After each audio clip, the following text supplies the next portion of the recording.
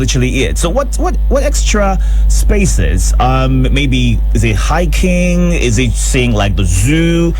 That's still there, right? Oh, wow.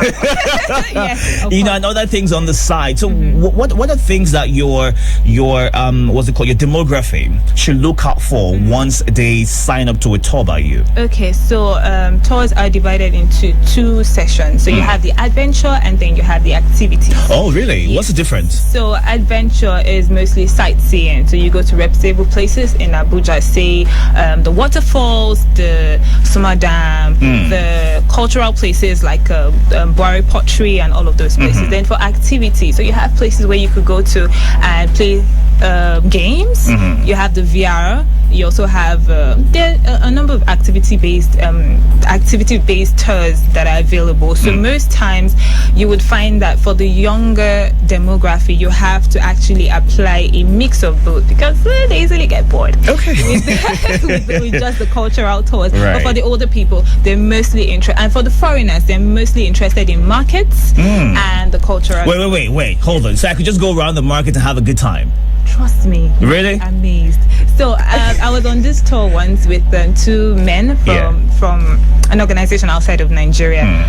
The conversations we had in the market, I still cannot forget them. Really? I remember when we're trying to make payment for an item that he got, and he said, "Oh my God, you use the POS in the market?"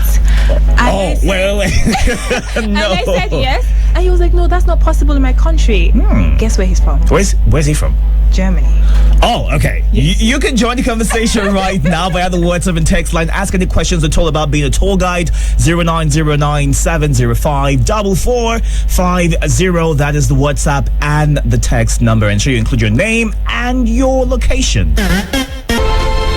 All right, 3:17 p.m. talking business right here on your radio experience. You can count on Remy is still here. She's a tour guide. I know.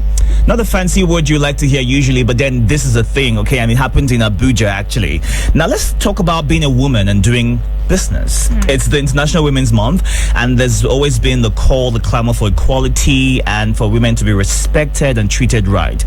As a woman in this business line, what experiences have you had, and how have you been able to handle yourself and still maintain that level of respect across board? Generally, I believe business takes a lot of patience. Okay. Of course it does. It's really important to be patient. My gender to it. Then it's like patience times 1,000. I think I've been lucky to meet incredible people. I think I've been lucky to meet incredible people along this line. But I think I remember one particular situation when someone sent me a DM and was insisting on a particular question. Now, I wasn't going to answer that. I didn't even understand it initially, but later he was like, okay, initially he was, do your tours have happy ending? I would assume that would be like partying at the end, going to a club or something. If you go for a tour, that's what you should expect, right? You go around the city and then you go for drinks at the end. My brother. Now I'm your brother.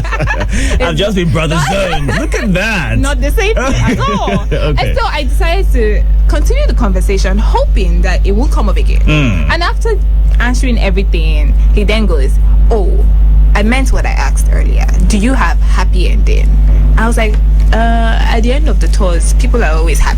So I just acted like I didn't understand. But then that can be very discouraging because I would assume that he wouldn't ask my male counterpart if there's happy ending.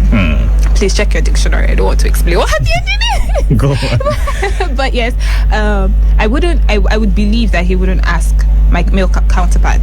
So, well, that's just one out of.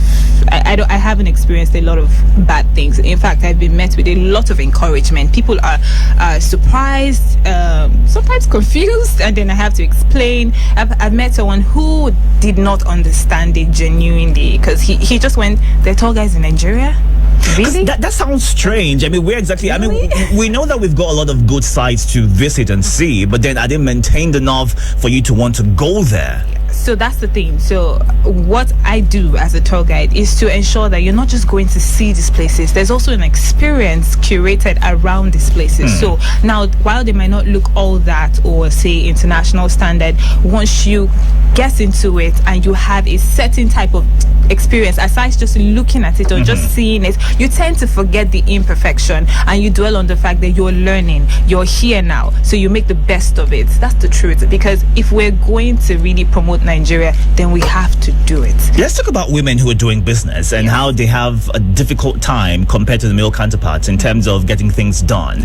I mean, you've shared your experience and how you're able to handle it, but not everybody is Remy. Not everybody is able to, brush things off and move on, still thriving in that business line. So what would you say they can do differently to ensure that they're still winning regardless of what might be thrown their way?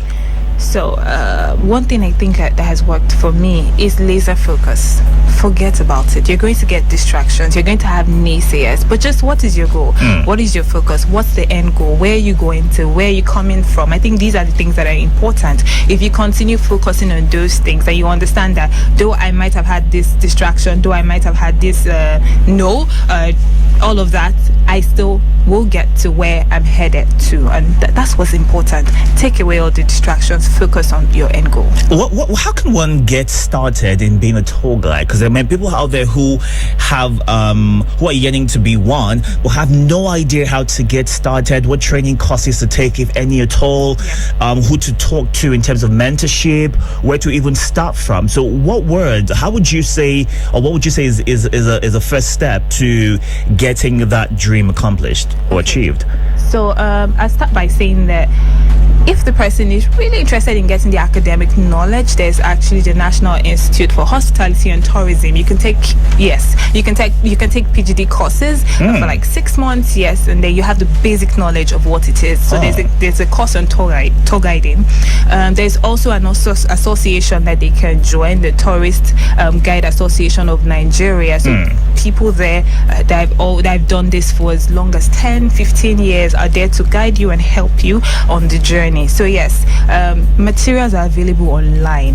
One thing that in fact, there's the YouTube University. Go on YouTube, see what other people are doing.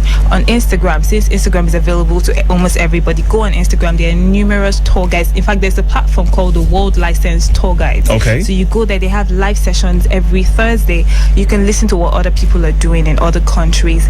Sit down, educate yourself, start. Just start. This is really interesting. We're talking to Remy of Abuja City Tourist, okay, and she takes phone tours in the city and lets you experience what Abuja is. No, it's not boring. You can have a good time in the city and you'll be wowed. Maybe you've lived here for 10-20 years, and once you go around, I mean, based off what she shared right now, there are places you will experience you've never been to before.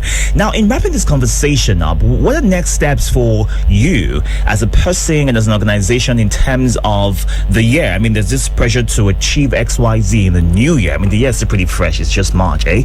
How would you ensure that regardless of the pressure, you still stay sane? I mean, even the heat alone itself is it has its own, but how would you ensure that you're still 100? Yeah. So I have a personal goal to take trips every other quarter. I'm not going to be here to allow myself to get stressed before I do that. So take time away from work and just, take a break, and during that time, maybe learn a few things, visit other countries, hopefully, and just learn what they're doing. Aside that, I hope to be able to curate the best tours this year. Okay. I want more experiences. I want more memories. I want more people to talk about Abuja City Tourist tours. All right. We've been talking to Remy, and before we let you go, we'll play a quick this or that game, okay? Now listen, now it's easy. You'll do fine. Okay. So I'll give you two options, all right? You pick the one that best describes who you are or the one you like best. All right. Okay? Great stuff. All right, so Abuja or Lagos? Abuja. For somebody who's lived in Lagos and had so much fun. Oh. Okay, so walking or running? Walking. Why? I don't have the stamina to run. And let's go with the final one. Rice or beans? Rice. We always eat rice in Nigeria. Is that the only food we have? It's a staple, yes, I agree. But can we do something else with rice and eat something else? My dear, White rice. White rice and what? Like a pepper stew, the Yoruba stew with the shaki. Remy, go. It's okay. We'll be talking to Remy of Abuja City Tourist. She's a tour guide here in the city, and she shared her experience and how women can do better this month, even moving forward. And of course, if you want to get started being a tour guide, she's also gone on to share different things you can do. We had a good time having you on the show, Remy, and we hope that you come back sometime. I hope so too. Interesting. This is much you can take right now on The Entrepreneur, so ensure you stay tuned to your radio experience. You can count on playing right now Abuja by Jarrell Ebuka.